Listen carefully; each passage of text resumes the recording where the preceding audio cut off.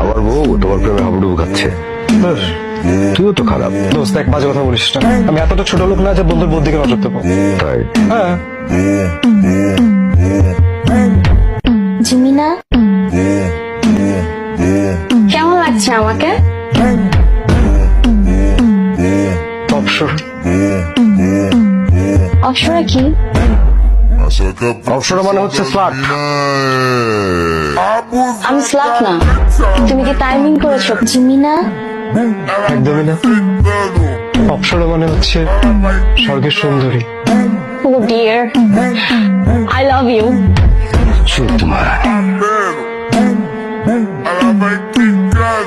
ও কি আমাকে গালি দিল? মনে হয় নিজের বউকে কেউ এভাবে গালি দেয়?